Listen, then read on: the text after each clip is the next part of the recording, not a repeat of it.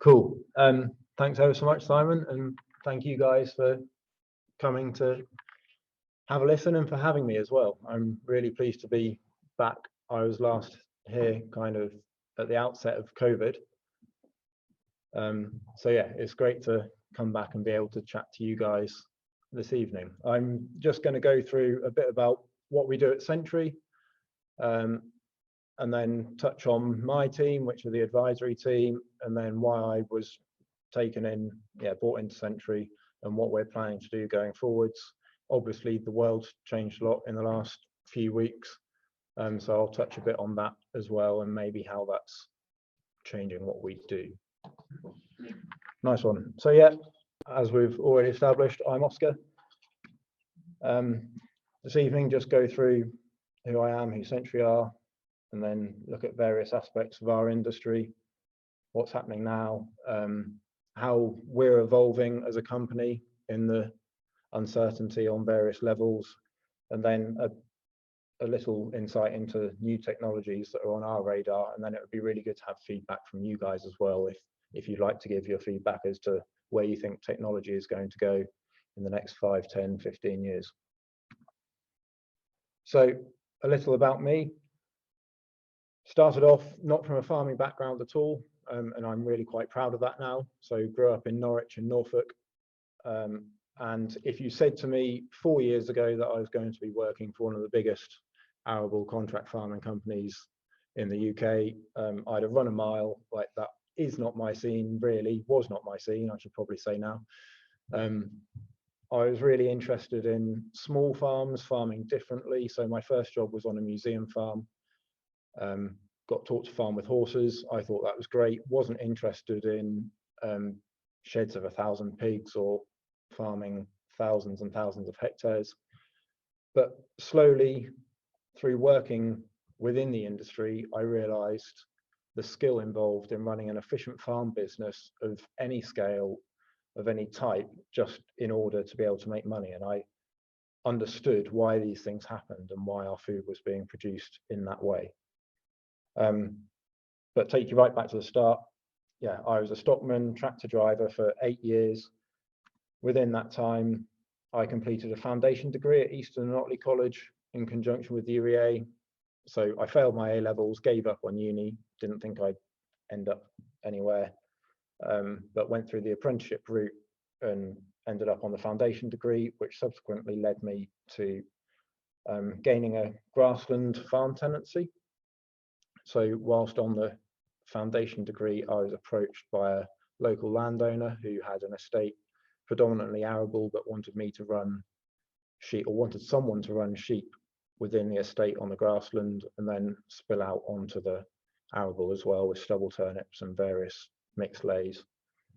So at the age of 22, I think I figured I couldn't have much to lose. Went for it, learnt a heck of a lot. It was hard. And I didn't make any money at all. I've just recouped my savings that I ploughed into that. But it taught me so much and set me in good stead for coming here later on, which is what I did. So having done the foundation degree, I then came here as a top-up student, studying ag with farm business management in 2019. And I was able to gain so much from being here, having tried to make it work for a couple of years prior to that. And this place just opened my eyes and blew my mind in lots of ways. I was just so impressed when I came for the open day at the facilities on offer and the attitude of everyone here, both students and staff, and the caliber of staff here and the facilities. And I had a fantastic year. It got cut short by COVID, but it really was great. Whilst I was here, I then bumped into Paul, who was the managing director at Sentry, and at that time I was just trying to tap him up for some land to graze some sheep on. Again, I clearly hadn't learned from my first mistake. But yeah, I come across a contract opportunity providing sheep for Waitrose, so I was trying to tap him up for land. He obviously liked how I approached it, and I kind of stuck in his mind. We couldn't make the sheep thing work, but then we had a few interviews through COVID, They decided they couldn't find a place for me. So I went away, did a couple of harvest jobs, which was great because I recouped all the money that I didn't earn whilst I was here studying. And then January 2021, I got a line come through whilst I was interviewed for Savills, in an interview for Savills actually. There was this email dropped in and said, we've got a place open, would you mind taking a look at it? And then, yeah, that was January 21. February, I was in as a graduate rural advisor. So that's my potted history. Yeah, since being at Sentry is great. I went in, they gave me the environmental hat. So when I was studying here, I looked at creating a carbon sink out of a farm. And carbon was still a new buzzword then, as opposed to the boring word that just gets bandied around now. So it was looking at the carbon sink of a farm, creating a carbon sink out of the farm, and what the economic impact of that would be. So I took one of the lecturer's economic package and tapped it onto a carbon calculator, ran various scenarios. That was my dissertation. So when I went to Sentry, they heard that and said, right, you can be our environmental guy, which I didn't mind. I didn't want to make a career out of it, but they're a small enough team that actually I'd be doing a mix of everything. And they made it very clear there's so much opportunity to develop yourself, and that really has been the case. So my remit within the team now is to do environmental research or develop environmental leads.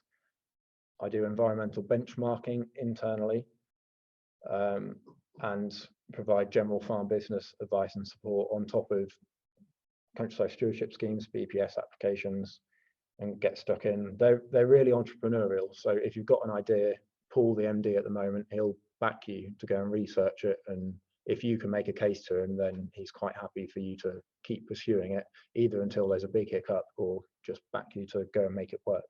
So yeah, there's a fantastic outlook at the business there. Yeah, we're all supported to explore new markets in whatever takes our interest. If you've got a passion, then they're really keen to see that shine. So a bit more about Sentry. They've been running since the 1970s, bought the management out. I think they were going to be sold, and the farm managers at the time decided they didn't want to be owned by a bigger corporate. So there was a management buyout in 1999, as the slide says. We've been employee owned ever since, and that's very rare within our industry to be solely employee owned. Off the back of that, there's a forum that you can attend as an employee and have a say in the way the company is run. They've just released a share incentive plan, which means that I sign up to buy shares every month before my tax.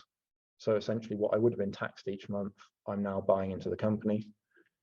And they've just released a bonus scheme based on those shares as well. So there's a real employee focus. Yeah, we're farming in 15 counties, and we've got 54 full-time employees, and then seem to have a significant amount of part-time employees as well, certainly in the office. Our farming side, we're currently farming just over 23,000 hectares through, as you can see, a whole range of agreements, predominantly contract farming agreements. But then we've got the management refers to managed farms, so we'll just take on a manager, put them in a farm. Landowner kind of provides all the finances and the land, obviously, and the kit, and we just put manager there. And there's a real scale from that right through to farm business tenancies, where the landowners obviously have no interest. We stump up all the costs and farm in that way. And pros and cons to all of them. Yeah, hence why we've got the variety. We then have an advisory team, which I'm part of, Sentry Business Solutions. We will provide advice to another 18,000 odd hectares worth of clients. And that might be from doing their BPS application and countryside stewardship applications, right through to we all manage some farms. So we will literally go into a farm, have a meeting every 2 weeks, make all the decisions for that 2 weeks, walk away again. I was telling Will earlier that you walk away again, and then the farmer kind of picks his phone up a week later asking if he ought to be going drilling or not, and he stood in the field and you're sat in the office and he's still ringing you. So we're quite hands-on in that respect as well. And then there's your normal consultancy where you might do quarterly reviews with clients, and that's an ongoing relationship. Or at the moment, there's a big push just for new clients, do what we can for them, and then see how we can help them in other ways. And there's so much scope in that upselling at the moment. So servicing just over 120 clients externally. And that's very much our focus as Sentry Business Solutions. We're focusing on, yes, we provide support for the Sentry farms, but actually we're focusing on supporting external farmers and earning our crust in that way. So we're a team of 8. When I joined in February last year, I was the 4th in the door, and we just keep expanding, and people keep joining us, and we find more work, and we say, oh, that will make the burden a bit easier, and just more to do. It's a really exciting time to be part of the business. We cover everything, and I'm not going to go into too much detail now because I'll pick up on that further in the presentation. We'll visit all of the UK. I've got some clients that I'm doing some auditing work for up in Scotland, so I'm going up next week, and that'll be my 2nd trip this year, and I'll be up there 4 or 5 times a year. But we're predominantly based out of Claydon, which is Ipswich, and like to take pride in the fact that we utilize our farming knowledge and have the practical farms behind us in order to be able to assist our external clients. For those of you online, I meant to say, if you've got any questions, please put them in the chat. Likewise, you guys in the room, if you want to ask anything, stick your hand up now, or if you don't want to ask at all, send Will a text and he can raise it at the end, or there'll be time for questions at the end. So looking at the current situation, this graph here is the November 2022 wheat price going back 1 year. So today at 3 p.m. today, it was £261. A year ago, it was £160. And 6 months ago, it was £179 a tonne. And people started, obviously, wheat in the shed at the moment is around £300 a tonne. And when people were talking about that, well, when they were talking about 250, you didn't imagine 300. And then, yeah, the rule book's been ripped up. Essentially, we're taking loads of advice from external sources, paying lots of money for it to inform us, and there's still so much uncertainty. So, which is scary if I was the MD, I guess, but actually quite exciting to be out in the industry at the moment and problem solving for farmers with all of this going on around us. So obviously that's all, a lot of that is being caused by the conflict in Russia and Ukraine, and this is a really useful slide just to demonstrate what they actually input into the world. Sunflower oil being used, 30% of wheat and barley, and then 20% of rapeseed, all coming out of those 2 countries that are tied up at the moment. Again, producing 102 million tonnes of grain into the global market. And then on top of that, we've got the fertilizer issue. So the purple line at the bottom there is 2020 fertilizer prices. Lovely.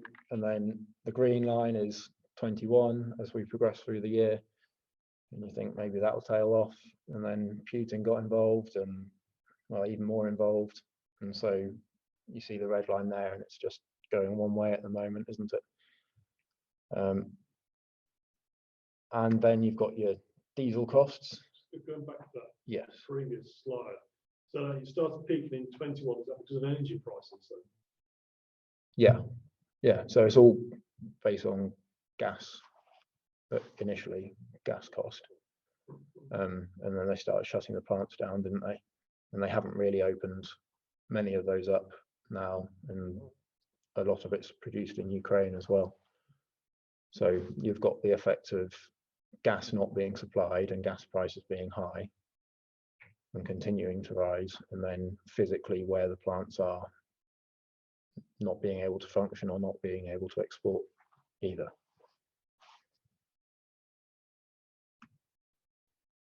So then we did some analysis internally on diesel prices, which will also have been on the move.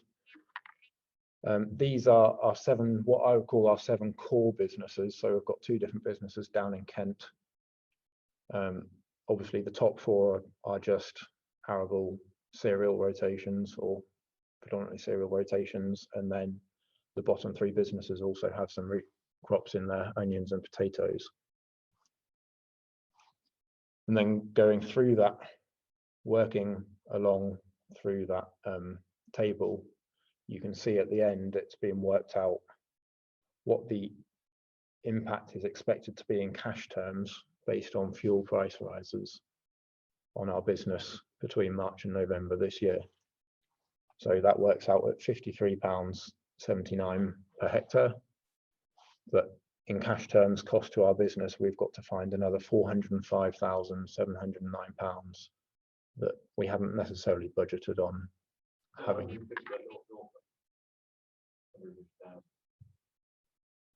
I don't know whether that would be, yeah, it probably would be North Norfolk. And the aim is to achieve, obviously a lot of our contracts are already written, signed, agreed. Maybe didn't make it clear enough, we don't own any land, so all of our land is farmed either with a rent in there or with a first charge to the landowner and ourselves in a contract farming agreement. So essentially we need to be able to operate ideally below £325 a hectare. And you can see in that first column, we've only got 1 farm sitting there at the moment.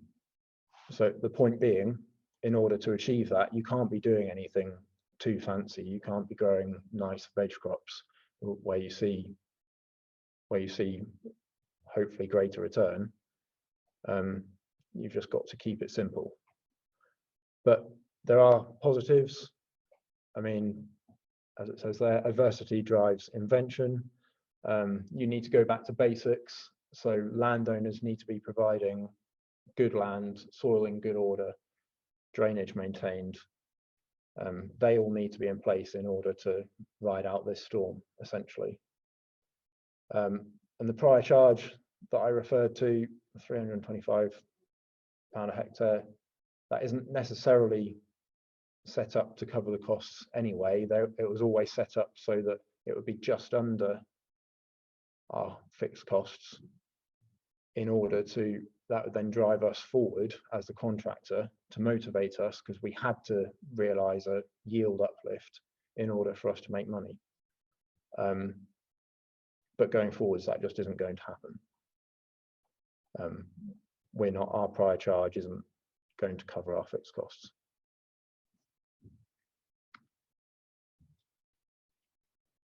So when grain's volatile, there's so much potential for money to be made in playing the market.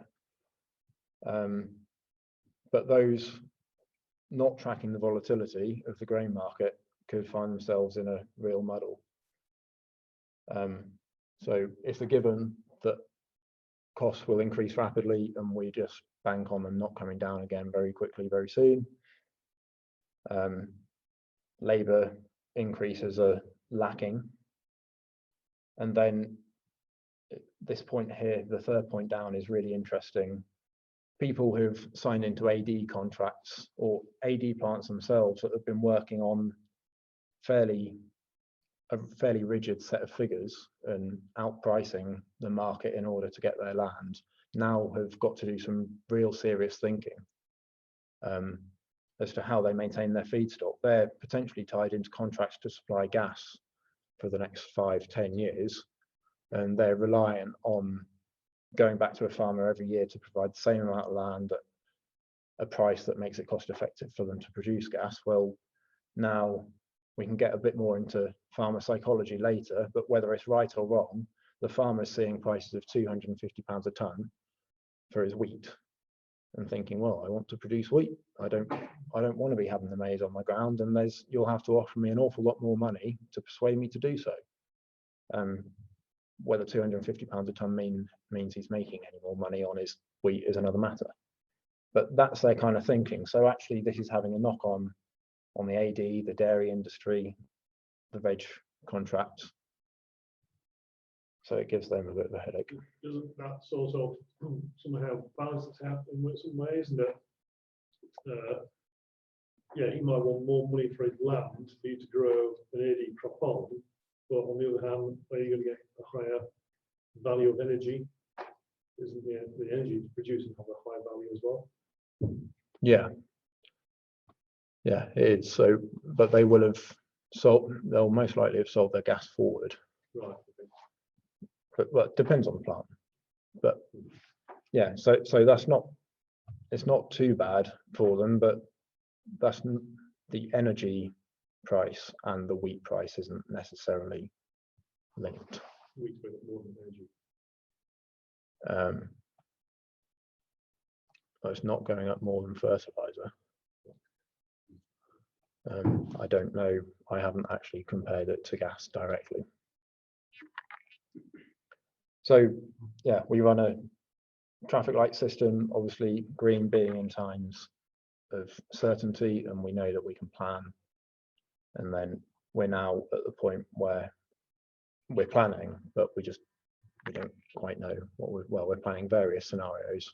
Long-term planning is put on hold slightly.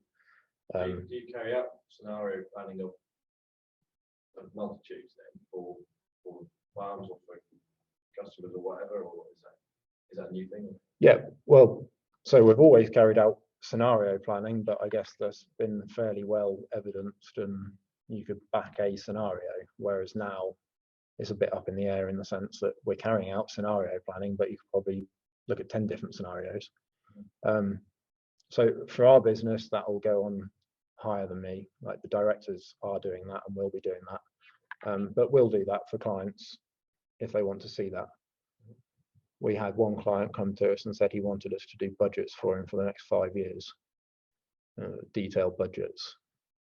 And that, I mean, we did it, but you kind of have to take it for what it is for all the reasons we're discussing.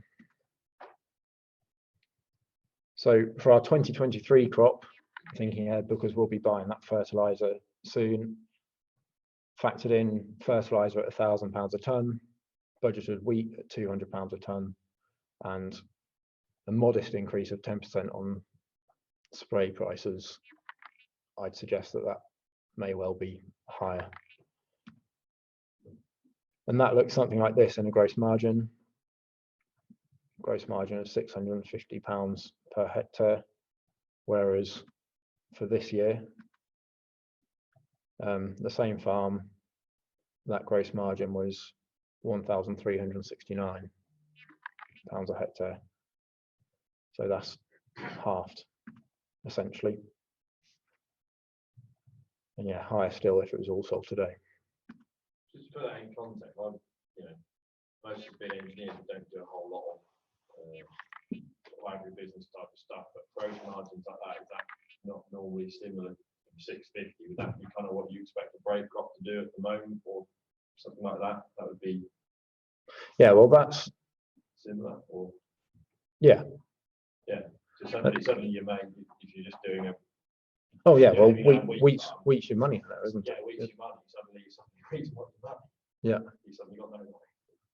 And we'll see later on that that's still sitting just above stewardship levels. So actually, where do you turn? Because I mean, that was partly my answer as well. The question is there, do you not farm? And you might be on a similar level, but a lot less risk, because there's still a lot of risk in that £650. Yeah.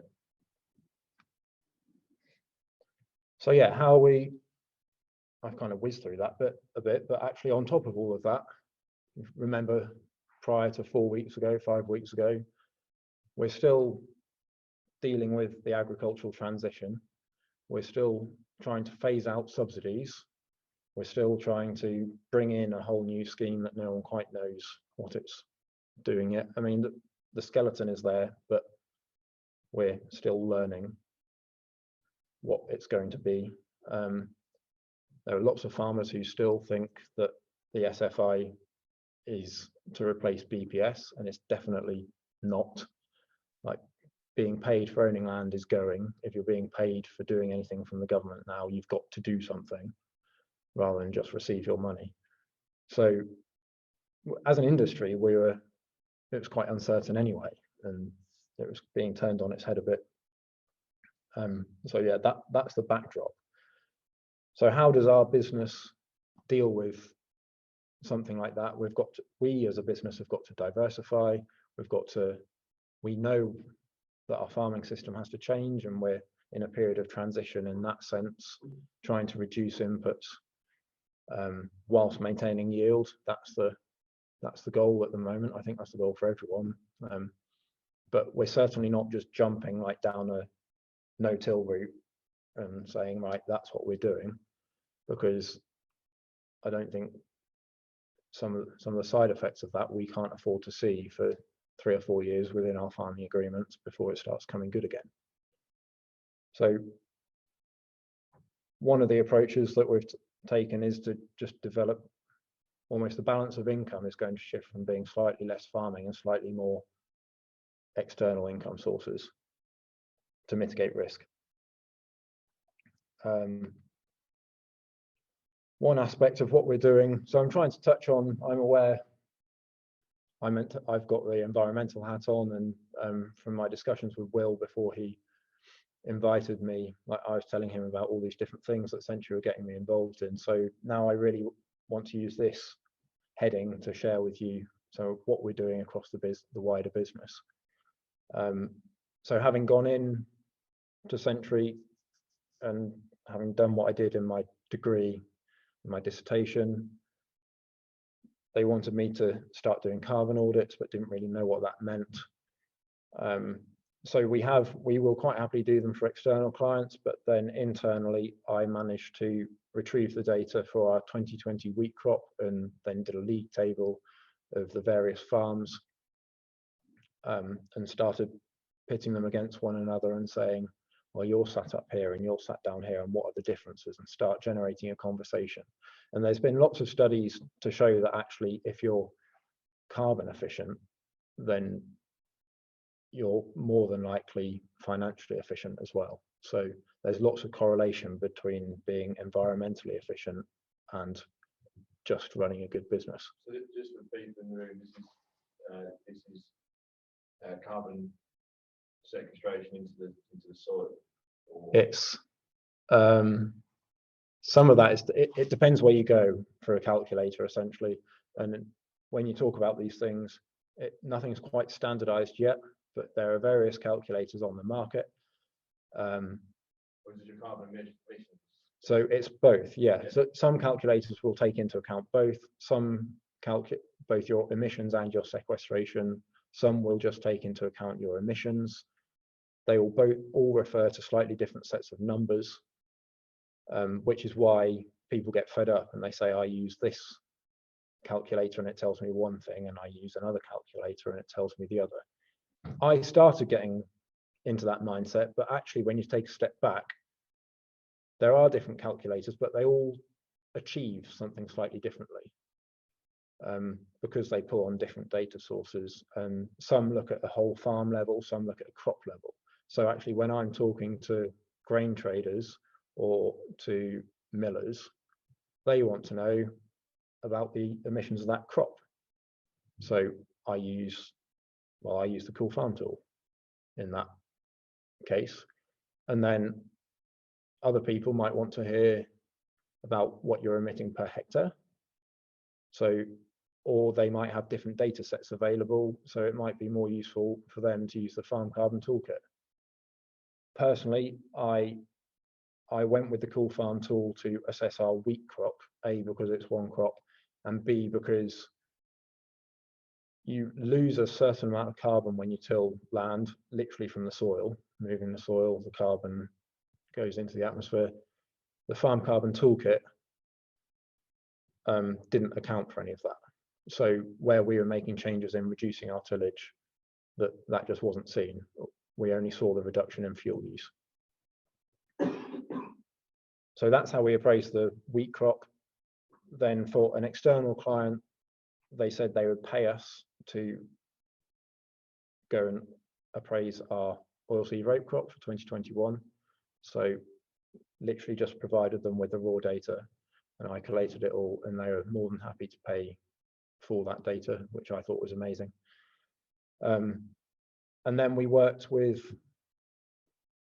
so last year when I was at Groundswell, came across a company called Soil Capital, and I walked into their tent, and I come up with so many questions when I was studying and doing my dissertation. I just kept on coming across barrier and barrier that I couldn't necessarily answer. I walked into their tent and they kind of put things in place to overcome those barriers. So one being farmers having to sign up for 20 years. Well, I don't think you'd ever have a farmer. You do need that from a carbon point of view, because that credit is not valuable if you don't do that. You can't be sequestering carbon, receiving the money and then turfing it out.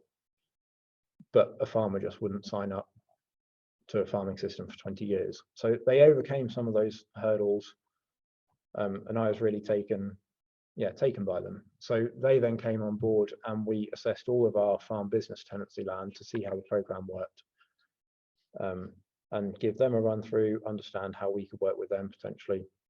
So that was really useful as well. And that just gave us a position of the bit internally. It gave us an idea of our position within the market. And we came out on our farm business tenancy land, we came out just above carbon neutral, which was under the benchmark. So on their payment system, without making any changes, we probably could have earned £4 a hectare, which isn't to be sniffed at across 2,500 hectares, I guess. But actually, we decided not to go with it because at that point, your first year is what you're judged against. To earn any more, there was potential to earn more, but in order to do that, you had to make changes to your farming system.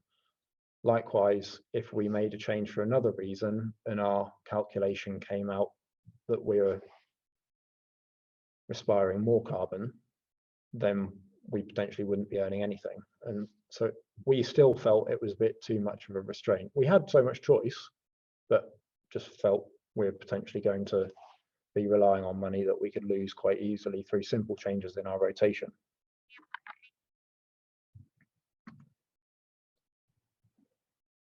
Beyond that, there's other sustainability research. So we're sponsored by Bayer to do a carbon pilot on their behalf, and we've got one field that they're tracking really closely with a crop of wheat in it, and they're doing all sorts of analysis and using different tools. They're also sponsoring us to be part of ADAS Yen Zero, which is like the standard Yen projects, but looking at carbon efficiencies within crops. Sorry. So no, that's really useful. So yeah, Yen being the yield enhancement network, essentially farmers submit lots of data about how they've grown their crop, and then it's a competition, but that's then analysed fairly intensely, and you get to learn from others and learn about your farming system as well. And they do it for all sorts now, I think.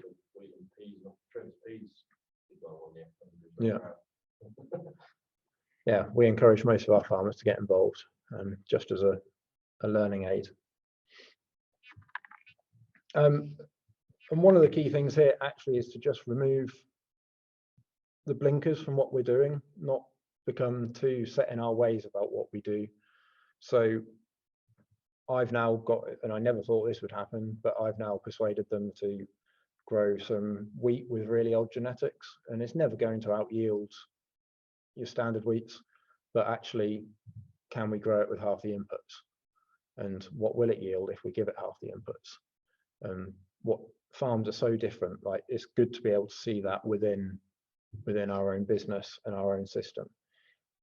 Population crops as well, like that. I don't know if you'd have heard of YQ wheat, which is essentially where lots of wheats were interbred and crossed, and then you drill them all out in the field. So it's not a uniform crop at all, but the idea being that if there's any disease outbreak, then it doesn't run through the field. Whereas if you've got a uniform crop disease outbreak, you need to be applying your fungicides, otherwise it's just going to take the whole field. The idea here is you don't need those because it will be contained by the fact that there's so much diversity within the field. If one ear gets it, the next ear might be able to fight it.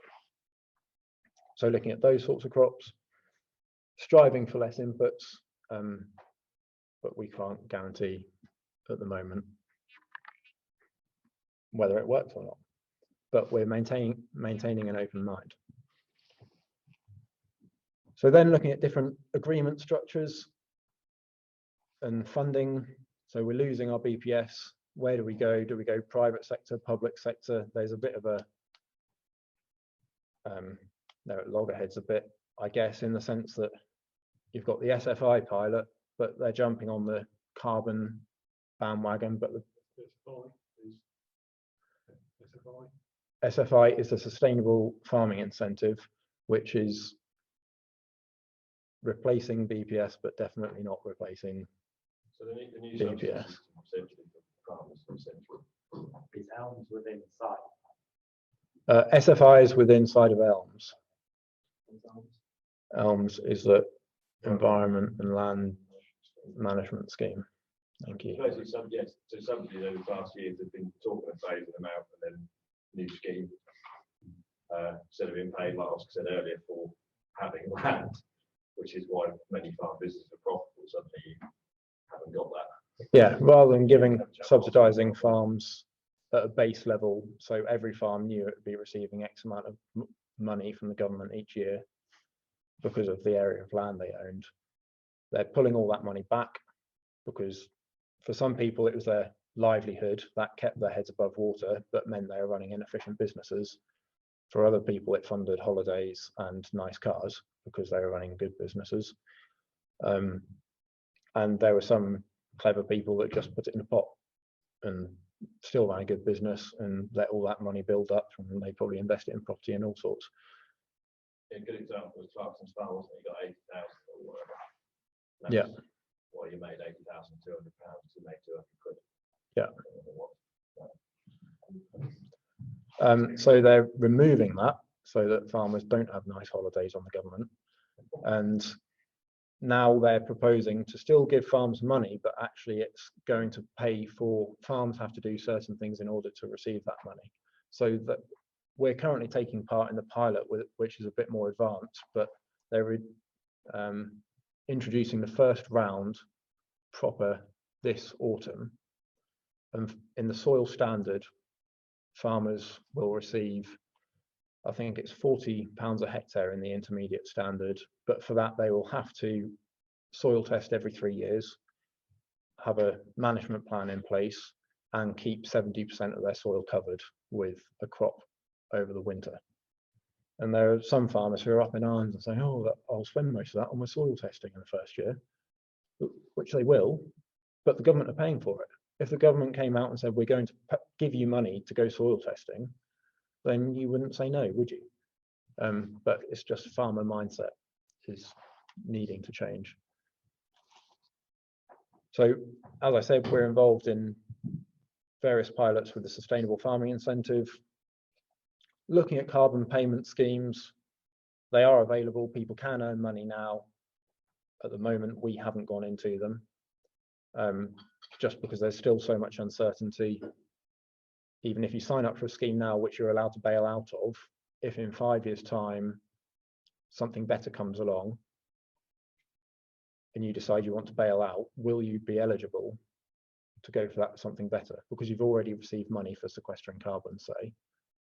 Will the guys proposing to pay £200 a hectare, not £100 a hectare, take you on because you've already been doing a bit and receiving some money? They might say, no, we want someone to come come into our scheme that has got loads more potential to sequester carbon. We just don't know those answers at the moment. So that's why we're not moving, but definitely keeping our eye on the market. There are more hard-standing payments for like water quality. So there's a lot of money within the water companies at the moment. They've got a real issue in the sense that it costs them an awful lot of money to take nitrates and phosphates out of water, and we're the ones chucking it in along with other people. So there's a tangible benefit to them to pay us not to do certain things, because it means they don't have to spend money further down the line undoing those certain things. So that's fairly set in stone, and if you're in the right area, it's great. And then access to land as well, it keeps being spoken about, but one of the things I took away when I was studying here and had opportunity to look at trend reports is that people are going to value experience. Like the general public, the generations coming up, they've got everything. We can pretty much have everything. You go out and earn a decent wage. If you want something, you can go and buy it. Actually, what they can't necessarily have is experiences. They can't have all the experiences. So that's what they will value more going forwards, I believe, and so many things seem to be pointing the way. So there could be real value there for farms in providing those experiences, and just access to their land when other people is something we all take for granted if we're working in the industry. One point I did want to make, I started making at the start, is the government have chucked carbon into their descriptions because it looks good. The private sector want to be squeaky clean. So if it's already down on paper that you're being paid for something that improves carbon, the private sector will not pay you again. You can't generate a certificate to be able to sell if you're already being paid once to sequester carbon. No one will pay you on that same piece of land again to change your practices in order to sequester carbon. And there's a real sticking point there at the moment. I don't think the government realise that certain words that they drop in make it really awkward for people going forwards and weighing up these different schemes. The benefit of the government schemes is you know the money you're getting, it's guaranteed, you know what you've got to do, whereas carbon will become a commodity soon. So values will change and it'll be a market, it won't be a straight payment. So you don't necessarily know what's going to be coming in 4 or 5 years' time. Are you saying people won't sign up to Elms because in the Elms contract it's basically just help store carbon in the ground because they know they'll get paid more by the private sector on the carbon market?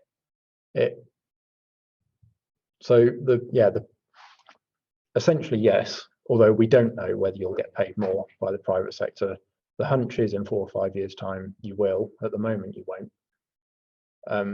But yeah, that's the dilemma for landowners at the moment. And that's only because the private sector will not entertain land that you're receiving Elms payments on because it says carbon in the description. If the government hadn't put carbon in the writing, then they wouldn't have a problem because it would be, you'd be doing that for water quality or for air quality. And you can do something else on that land for carbon. But because it says for carbon, and they've just dotted it about everywhere. They didn't put anything about carbon in countryside stewardship, so that's fine on that land. But they've just dotted it around everywhere, and it's, yeah. Although the government keeps saying, oh yeah, you can go and do private deals as well as our deals, the private sector are saying, no, we don't want it. So there's a bit of disconnect there. Why are the private sector saying they don't want it? Because they have to, if you've got a billionaire, a big corporate company that need to reduce their emissions, they, in order to reduce their emissions in this sense, they will pay someone else to either reduce their emissions or sequester some carbon on their behalf. They, for their auditing, for the big corporate companies' auditing purposes, they need to be sure that you're making a change. Because if you're not making a change from what you're already doing, then they're not achieving anything by paying you. So if you're planting 70% of your land down to cover crops for SFI, And then you go over to the private sector and say, oh, we've got 70% of our 70 hectares, say, into cover crops, and I see you're paying £100 a hectare for planting cover crops. But it just doesn't work. You haven't made any improvement, have you? The environment hasn't gained anything because you would have done that for the government regardless. So they're being really careful, and I'm pleased to see they are being really careful about making sure that doesn't happen. Do you see this then, for someone not as much involved in it? Do you see that happening? The sort of the tension between the private and public? Well, I was being a cynic. I just expected the private sector to fiddle it. Yeah. So I'm really pleased to see. And see land as not being used as full potential as environmental because it could do X, but it's only doing a small amount of it because it doesn't want to be invested in fully. So you say we'll cover crop here, but there are other things. It'd be min-tilled in the spring. It'd be, and whereas, but the private sector isn't fund that because it's already having one thing done to it by elms. Yeah, the private sector will not fund it if that land is registered under an elm scheme. So you might reinvest, put your land in an environmental scheme, but it's not being done to the fullest extent because two parties basically can't mingle. Yeah.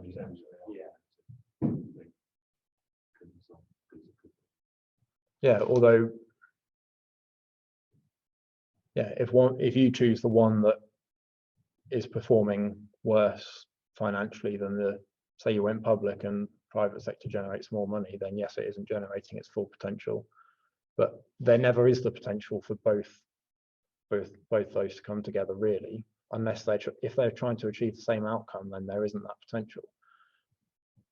But our issue is that the government have put carbon, water quality, air quality all in the same box. So you can't double dip, can you? Yeah. You can't tell we're doing this for the government because if you're doing something for the government at the moment, you're doing something for all the environmental benefits and can't tap into anything else. Whereas potentially within the private sector, you could go to a carbon firm, and there are firms trying to do this now. They'll say, right, you do this for one firm and you receive a carbon payment, and then on that same piece of land, say you had a cover crop in for carbon, and then or say you min-tilled or direct drilled for carbon, and then on that same piece of land you planted a cover crop to improve water quality, you could have payments on that same piece of land coming from two different areas, but because they're for different things, you're able to receive them, whereas you'd be doing both of those things for your £40 a hectare from the government. Point being, they could probably reword it slightly and be a bit more careful about the words they choose. A challenge for a business like ours is then how to structure agreements for the long term, and that change requires a change in mindset from us. So at the minute we're used to doing 5-10-year agreements with landowners.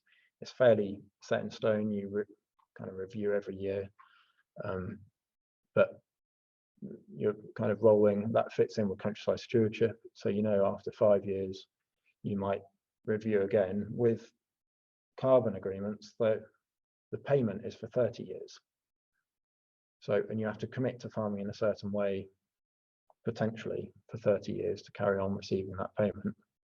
So how do we as a business structure our agreements with landowners so that if for some reason they don't want us farming there, or we decide we don't want to be farming,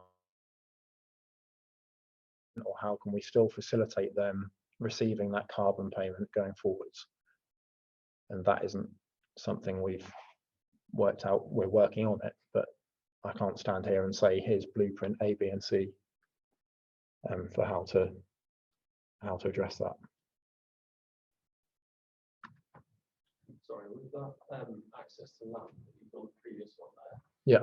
Do you, I don't know, you've given examples of that, but do you think that will combat like productivity of land? Because I know some people are seeing that as like stewardship things and maybe like putting trees in and stuff like that, and then potentially opening up as public footpath or something along those lines. Do you think that's going to will it have a negative impact on productivity? Is that? Yeah, potentially, although it could be done. I mean, that really is a new area and somewhere I'm keen to work and have an input in developing, because yes, if you plant a wood and provide access, then obviously reduces productivity, but that doesn't need to be the case. It's not the access that's reducing productivity, it's the wood that's reducing productivity. And that, I didn't mention, that was kind of my driver when I came here and started studying all this, is I just didn't want to see the country go to trees. And I was sure there was a different way of achieving environmental benefits. So yeah, I think you can provide access to land in different ways, and it doesn't necessarily have to impact productivity. And I see it as a great educational resource as well, and I've got no problem. Tours and stuff like that. Do you think that'll be something that we'll be seeing more getting involved in that way? Yeah, definitely, because we forget that, like, that's the normal to us, or for those of us who have been around farms, that's normal, and so it's just the day to day. Whereas, hasn't that been in some schemes in the past? You do a certain number of schools a year and things like that in certain payments. yeah, you didn't have. You can receive payments at the moment. Yeah. For providing a school visit. visit. But actually, some people are doing it already. John Paul's doing something like that. You Yeah. do 10 school trips a year or something to come to your organic farm. That's part of the subsidy. It's like it's different, different from planting trees. Yeah, and he's earned like 300 quid on the day for having them there, which isn't to be sniffed at. No. So it has been there. All the funding's come from the public sector again, and I'd be quite keen to see what you could do with the private sector. I think John himself, quote me, but I think he's probably done a deal with his local village where they can start coming onto his land, and look at some interesting farming systems. I think that's beneficial to everyone all round. But very early days. Yeah, and to answer your question, I don't think it has to implicate productivity. Although the productivity argument is an interesting one, because I just quickly looked at how much wheat and barley we use a year in this country and how much land we've got, and I don't think we've actually got enough land just to satisfy ourselves in wheat and barley. So what are we actually arguing when we say we need to be self-sufficient? Like, is it actually possible? So that's kind of fallen down my list of priorities a bit since taking a look at that. So reducing our reliance on support. This was kind of our approach before everything else kicked off. 4 key points to it. So we've changed the way we do grain marketing. As a big business, we had some quite secure, long-standing arrangements in place with one grain trader in particular, but a few others as well. And we now we didn't have any independent advice before.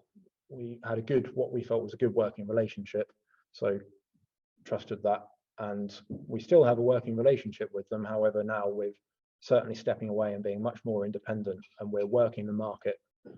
So we're making sure we get quotes off 3 different people every time we sell a ton of grain, and the disparity is quite big sometimes, the range in the prices that you get back. And the independent advice is invaluable. Like, just having someone who's constantly, even the grain traders, like, they're aware of the market, but they almost can't devote all their time to just constantly watching the external factors influencing the market. Yeah, so that's fantastic. And then we've now got a system where that's fed into the top and then filtered down the company. So everyone in the company knows kind of what's going on in the grain market, whether you're sat making the decision about selling the grain or whether you're the one drilling the crop that's potentially being sold. You get the emails, don't you? Remember we'd stand around in the shed before going combine in the morning, reading the emails about what the market's doing. Yeah, what it's worth. Yeah, you just think about. And that's been really good for the company and opened everyone's eyes, I think. And diversifying the business, as I said, the advisory team is expanding, and that reduces the impact on the company profits from weather. So being a big farming company, taking huge hits on poor harvest years. So the advisory work, that income is fairly solid and comes around each year, and we're building a solid business that is based upon people rather than weather.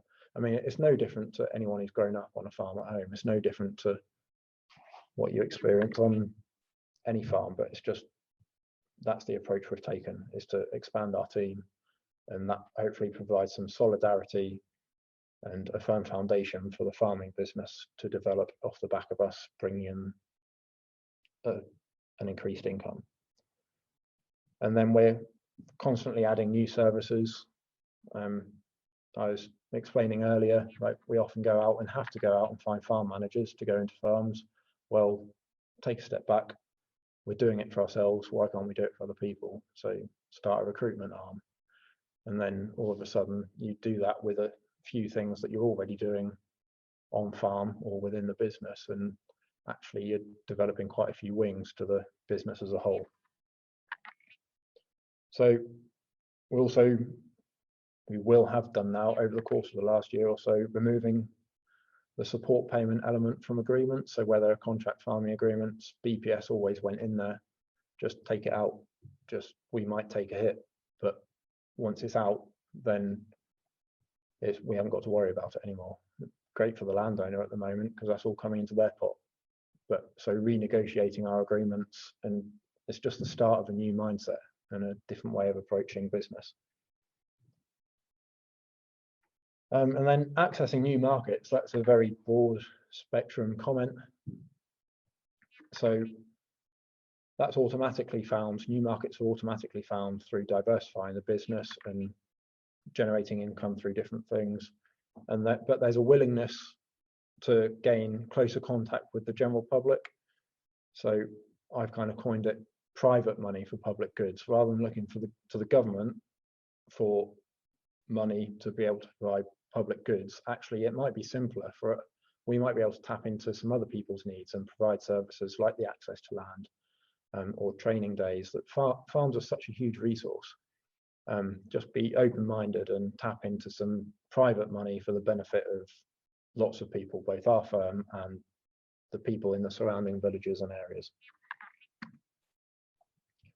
So quickly touch on new technologies. This certainly isn't necessarily my main forte, but I've had an interesting conversation with a company called Bilberry, who do boom width spot spraying. So they have cameras on a sprayer and they can pick out both green weeds, plants on brown earth, and that's the first part of the technology. And they're now developing a lot more what they call green on green technology. So just being able to drive over the crop, hit the weeds, save an awful lot on chemicals, and reduce your impact on the environment significantly. So I think they've got their technology at beeswax at the moment, but I don't think it's anywhere else in the UK. We have a strong working relationship with John Deere, and they say the technology will be coming in the next 3 or 4 years. Green on green, that is. Yeah. Whereas I think Bilberry are pretty much there. But if anyone's got any insight into that, then yeah, surely we should get advice. yeah, please let us know. So you're trying to keep an eye on technology like that to implement it straight in as part of advice and on. Yeah, and on our farms as well. I mean, potentially see a huge, because you could, if it's accurate enough, you could potentially reduce your inventory of chemicals and your spend. But Bilberry are suggesting up to 70%. But it would be nice to see it out on farm. And then I also think that there's huge opportunity for software engineers. Well, there is huge opportunity for software engineers in ag.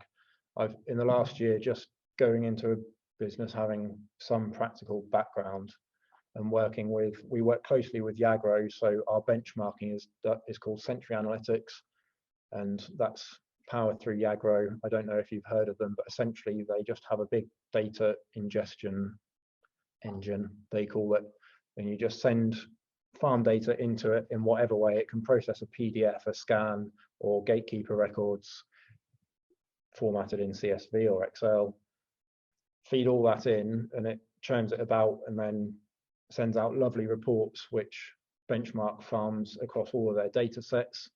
And you start off at a UK-wide level, benchmarking yourself there, and then you can drill down right down to how much product you're applying in litres or kilograms per field compared to the market average, and provides a huge array of data. And the key there is they have the data, that data ingestion engine they have.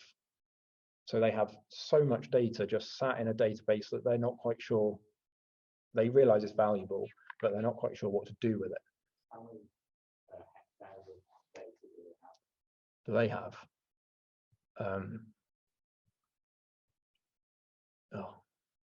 hundreds of thousands. Like the places like Florborough and Beeswax are on there. And then I can't think off the top of my head. Most of our farms are on there. Yeah, they'll have loads. Would people like IAgrE with large databases of other people's farm data, would they have to be quite careful with GDPR? Yeah, so they And similar issues. we raise that fairly frequently, and they've got a strong policy in place to make sure, because we're business partner, or we're partners with them, so we run the system, the IAgrE system, under our own brand. We can, any farm that we onboard and essentially look after, then I have access to 15 farms just on a drop down menu, and I can look at all their data in the way that IAgrE sends it back to us. So in the report format, I can look at that whenever I like. So they insist that their other business partners and their owners don't see any more than that. So I guess I have the access to it, but I mean, to really interrogate it is quite difficult unless you spend the time on it. So yeah, they're insistent that there's a wall there essentially between them and their owners, that data won't cross that wall. And I've seen it in writing. So other than that, you can only trust what they say. But there's a huge opportunity there for people who are practically thinking. So much of my time in the day-to-day is spent pulling different bits of data together, and farmers sending you stuff in one format. Like they'll send me all their field records with the field, but then I have to input it on something which has a field number, and I'm left there thinking, like, I don't know where corner piece is, I'm just looking at TG 156. So things like that, very basic, but actually there's huge opportunity there for people with the data. And then I quickly ran it by the directors, and things that they'd like to see is they're keeping on top of electric tractors, their eye on affordable robotics and robotics that are run using renewables, and targeted fungus control as well. So if anyone has any thoughts, I'm sure they would be more than happy to hear what those thoughts are.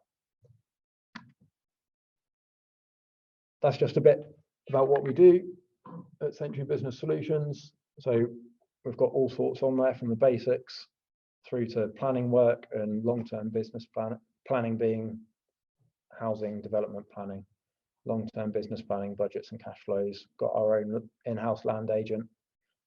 And I think more and more people will be asking for full business appraisals. So in summary, from a farming point of view, no farm should rush any decisions. With change comes immense opportunity for people practically working and people advising as well, for people coming into the industry. Just so much change, all this upheaval, it's going to cause a lot of pain, but also if you can see the opportunity, there is opportunity there. And always push for facts and data sources, certainly within the environmental sector. Like if someone says something, don't just accept it. Like ask them where the information comes from, ask them why they've done that. I just hear so many, there's a fog at the minute around carbon. I call it a fog because so many people talk in order to generate an opportunity to earn money based on the fact that they sound like they know what they're talking about. And actually, when you drill down below the surface, there really isn't a lot of substance there. Yeah, and essentially, we can help if anyone would like any help on those points. Thank you very much for your time. Got a question online here from Sarah. Just going back to data, and you said there's a lot of opportunity there. Do you think farmers should be being paid for data? Do I think farmers should be paid? So in data If- ownership. So if somebody's going to use their data for some advantage, should the farmer get paid for it? If they're using the data directly, then yes. I guess the situation that I was referring to is actually there are people who hold all this data and don't necessarily realize the opportunity they've got to solve our problems more than anything, the processing problems. So if all that data is in one place, then if you've got the ideas, you can make a lot of other people's lives a lot easier in processing that.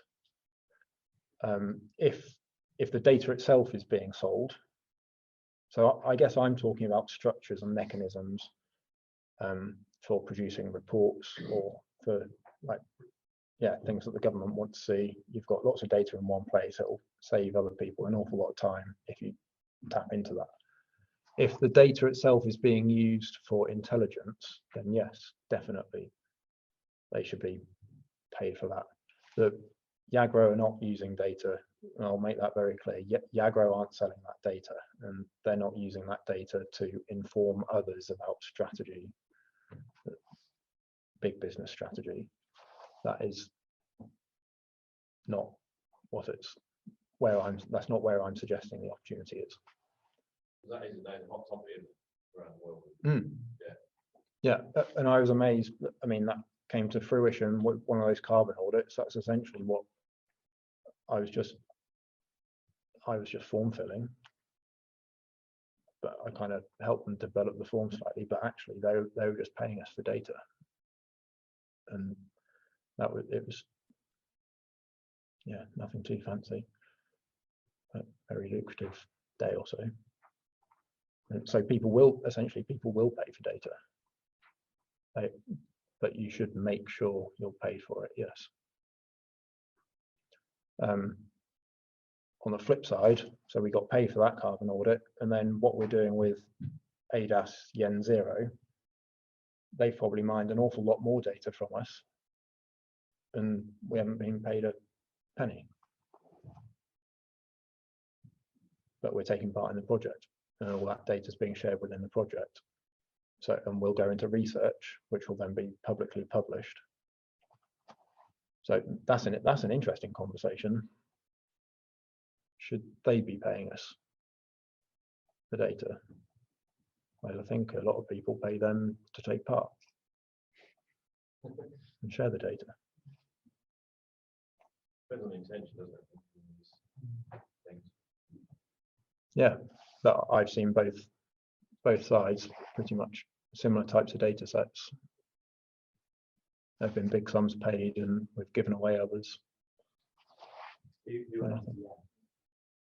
ADAS run Yen. So ADAS are another advisory. They're using that data off Yen to make their informed business decisions they are making for the farmers. Because that's a direct use of someone else's data it is. to inform on business strategy for the farm. I don't know, do I, what they're doing internally. I shouldn't think they are on the record. They wouldn't. They'd have to be some compensation there somewhere, wouldn't there? What I do know is they're making the results publicly available.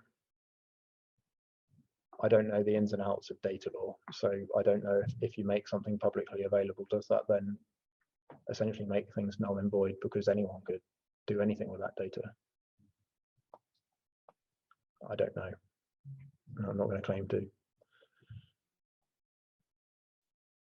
So you said questions or discussion points. Is that appropriate for now then? Yeah. Yeah. We're always asking, always drilling down, whether it's with environmental data schemes, whatever. And a lot of what you said seems to strike with me as what we're taught as engineers to actually define the problem and get to the root cause. Do you think there's a good place in the modern, in the future of agriculture for people who are doing, agricultural or general engineering, like us, have problem-solving skills, maybe not specific agriculture, might actually come in to roles maybe even similar to what you're doing, because at the end of the day, it's a problem-solving mindset, not necessarily a background knowledge. Do you think there's opportunities? Yeah. You just want to repeat the questions that people online can think Okay. So, summary of the question was, and correct me if I'm wrong, is essentially, is there opportunity, or the statement that engineers are taught to problem solve, therefore, is there opportunity for agricultural engineers, maybe within a farm management or a farm advisory capacity, pulling through that problem solving skill set? And I certainly think there is, whether you're a farm manager, a farm foreman, a farm advisor, you're problem solving in slightly different areas, but you're problem solving. And from our brief conversation, it sounds like you've probably been taught a lot more about that than what I was, and the science of it and the psychology of it. So yes, I definitely think there is scope. And adding to that, there's scope for expanding and diversifying knowledge base as well. So by coming from a different educational angle, you would certainly improve any team as an engineer, I would suggest. And Sentry would as well. That's what Sentry are striving for, diversity in their teams. Maybe less of a question and more your opinion. Going back, you touched sort of briefly on it, and maybe I should have asked earlier, but about producing food and the risk of Ukraine, Russia, so what's going on there. The government are maybe sort of persuading people to not fully utilise all their land for food production. Do you think there's any scope for maybe the private sector getting more involved in the paying for the carbon sequestration, and maybe the government paying for utilising that land better for food production, food security sort of thing?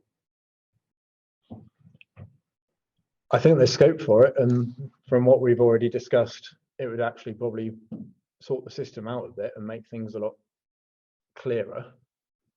But the government will be dictated to by the majority of people, and as farmers, we're not the majority. And how many people actually care, genuinely care, where their food comes from? Government are also concerned about, they are concerned about food security, but we don't import loads.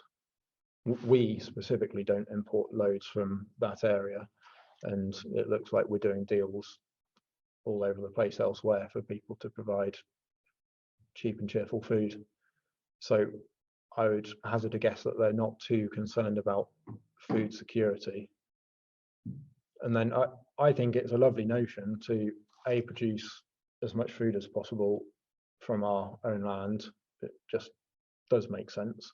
And also to produce, like when all these gas prices started kicking off and I'm going around AD plants, I was thinking, why aren't we doing more of this? Like, why are we buying it in from Russia? But actually just the land area isn't necessarily there to be able to provide all that for ourselves. So you're always going to have a balance. It would be sensible to cover ourselves a bit more, I think we are in a worse position between the two world wars. I think we had produced less percentage of our food than, I think we were at about 40% off the top of my head, whereas now we should be between 50 and 60 covering. So repeat your question again, and then I'll try and answer it succinctly.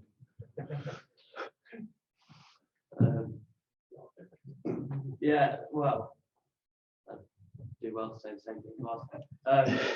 Effectively, yeah. Are we going to great enough extent to sort of look into food security, or are we sort of boycotting that for environmental benefit? You know, where are we going to draw the line there? Yeah. Is there a line to be drawn, or are we taking the environmental thing very seriously now over food security? The government would argue we're not boycotting food security because they're securing it from elsewhere, although we're then slightly beholden to them when push comes to shove. And the general public want to see environmental goods. So unless the general public change, I can't imagine much else will change. You got quite passionate when you mentioned about farmers not understanding that BPS being sort of going and them not realising that ELMS is not there to replace it. Is that a common occurrence that you face with farmers when you go to do like an appraisal or management? You just drop in that actually farmers don't realise, even though you can quickly Google it and read any Farmer Weekly article or just go on the website to say what actually is going to happen. People just don't realise, and they're a bit stupid with it. So yeah, you're wanting me to clarify whether farmers just don't realise. How many of your farmers are on the bottom, or maybe it's people that you see because you are advising that maybe they're a worse trend of UK farmers, or the ones going to help. Yeah, so clarifying farmers' position on SFI replacing BPS, and in answer to that, we see a whole range of clients actually. So it's certainly not just because of the types of people coming to us. There are some people that come to us who are real thinkers, and they use us to stimulate their thinking and challenge them, and they see value in that. And then there are other people who come to us because they're in a muddle, and we see everyone in between as well. You mentioned about farmers could pick up the Farmers Weekly and see that it's not there to replace BPS, but actually the way that Farmers Weekly convey it, sometimes they'll soon jump on a bandwagon, won't they? If there's a farmer who isn't happy, they'll soon kind of back him and say, oh, well, this isn't good enough and you're not paying enough, and it sells their magazine at the end of the day. So if they read the right sections, then maybe they could, but I wouldn't necessarily suggest that they're helped all the time through media. We do try and frame it in such a way, as I did earlier, that yeah, just try and frame it that actually you're getting something for either getting something for nothing, or you're being paid to do something that you're already doing. So forward-thinking farmers who are soil testing every 3 years, then they'll receive extra money per hectare for no change in their practice. Whereas farmers are legally supposed to test their soils every 5 years, and this has been one of the biggest eye-openers. Farming rules for water, which we haven't even really touched on tonight, has been pushed to the fore in the last year, and I do all the nutrient and manure management plans for the business. And the amount of farms that come to me, especially since January, when the Environment Agency have stepped up all their visits, that was a great Christmas present to come back to in the new year. A load of letters saying we're coming to see you in January. Farmers just don't have the records in place. So many don't, and yeah, it's not uncommon. And you go through, and we can reduce a plan to show that they're compliant. But if they literally don't have soil tests, then the plan doesn't demonstrate compliance. And there are farms that haven't tested their soils in years, and that is law. Farming rules for water is backed up by law. So now SFI is essentially paying you to comply with what is already law. I suppose I first want to touch on seeing the Environment Agency recently. You know, on the Sentry farm in Kent, there was a load of manure stored in a safe place on some grass. Environment Agency looked at the satellite, thought it was still there. It was actually just the leftover soil with grass growing back through it. And Trevor got a very, very stern, angry, basically your nicked mate. You know, it was very accusative, and it was, we're coming for you, until he presented the evidence that we weren't doing anything wrong. But it's very different to what it was, I don't know, 10 years ago, I think.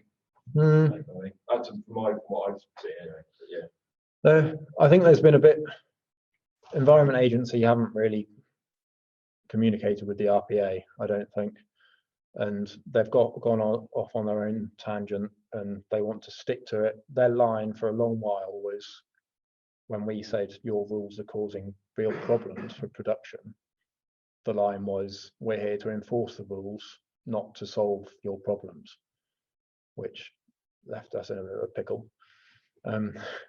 But that's mellowed in the last few months, and actually we're seeing more visits on farm, which scares the bejesus out of people when they see Environment Agency rocking up in 2 weeks' time. However, they're coming out to farm to look at what's potentially causing a problem, rather than going to a river when there's a load of slurry in it when the problem's happened. And then they really, under that system where they used to go to a river, slurry in the river caused horrendous amounts of damage, then they come down on the farmer like a ton of bricks because they want to make sure he doesn't do it again. Whereas this way, they are genuinely coming out. The people I've met so far have been quite practical, in the sense that if you haven't got all your soil tests, they don't say, I want to see them in the next week. They say, right, 3 months. I don't want you going out and rushing your tests to satisfy a piece of paper. I want you to do tests that are worthwhile for you to learn from, to develop your business and understand your farm better. So they set sensible deadlines for you to then put right what's not quite right going forwards. I haven't actually had too many issues with them so far this year, if you just talk to them sensibly. Do you potentially see an issue with the new sort of carbon targets on land, people not doing remedial work, for example, subsoil and drainage, because it put them over the threshold for that year? There aren't carbon targets on land at the moment, so the issue isn't there at the moment. Potentially that could be an issue, but the issue there would be a poorly designed scheme. If you've got a carbon target, then I mean they should understand that land drainage and subsoiling where it's needed and done properly, that will improve the filtration of the soil and help the crop to get away. So whatever nitrogen you're applying, which is the main driver for the carbon value of the crop,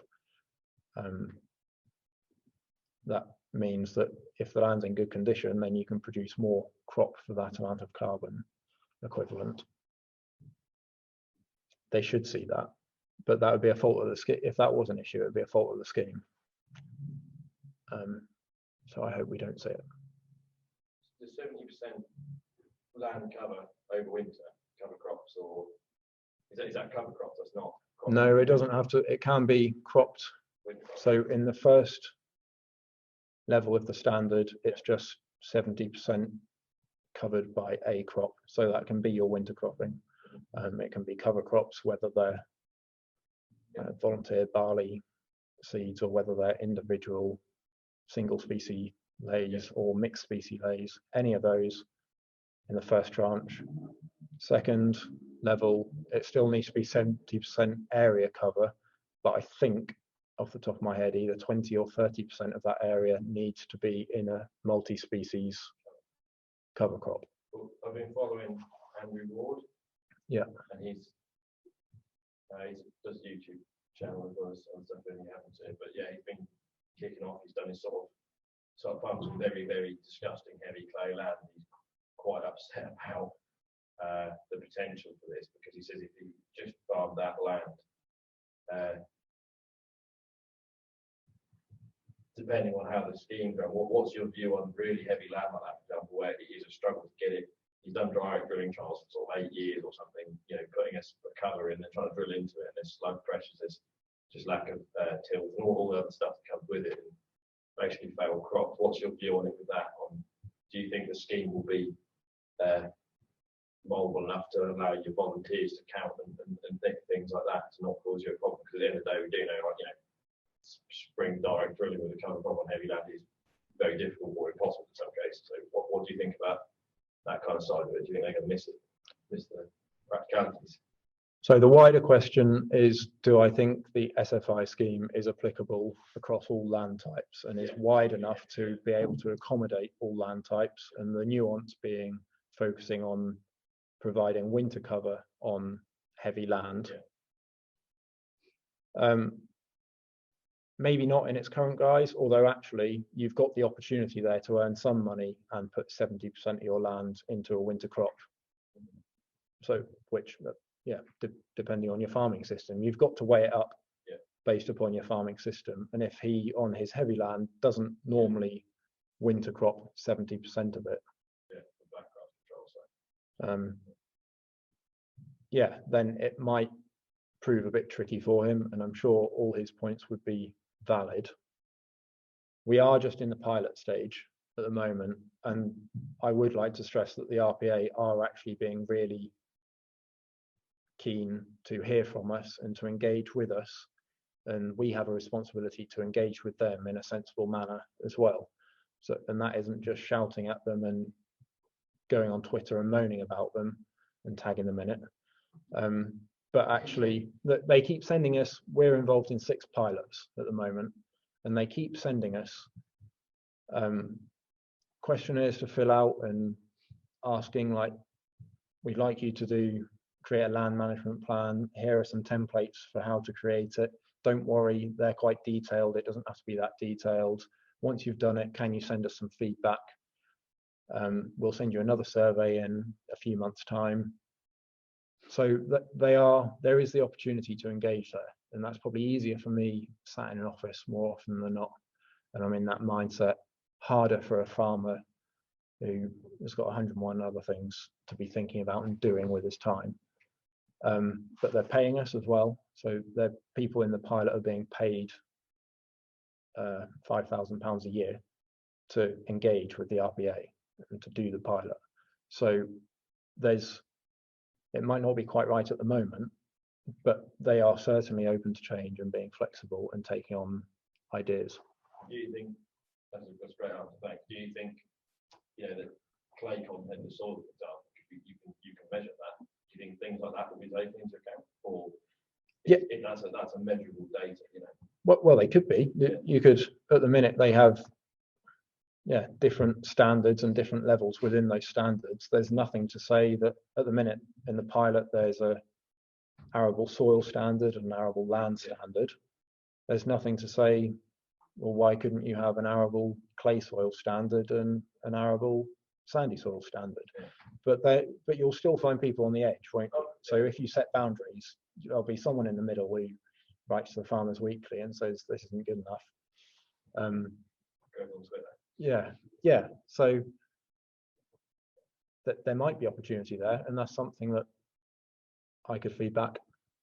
Certainly, I keep pushing for more information to be able to take back to them. I think this is a really valuable time for us to be able to liaise with the RPA. Just to further that point, you also see it being applied different for different regions, because obviously the farming practices in South England versus the very tip of Scotland are very different. Growing seasons and weather pressures also very different. So do you see the schemes varying to take account of that? I don't know, because ag policy is not the word. It's only applying to England, isn't it? So it's devolved. That's the word. So actually, but it's still the same. South England versus very North England. Again, it's very different because, for example, North England can see 14 dry days of the harvest period. Yeah. Which some of the cover crops don't like growing in damp and wet conditions. So you end up planting the crop and it fails, and you're missing the target field over winter cover. You could do. I think they've actually been very flexible. I mean, when you see 70% of winter cover and actually that's allowed to include your winter cereals, I think that's quite fair. I mean, you could feed it back to them. Off the top of my head, I can't think of any tangible examples, but if you've got any to throw into the ring, happy to take those back.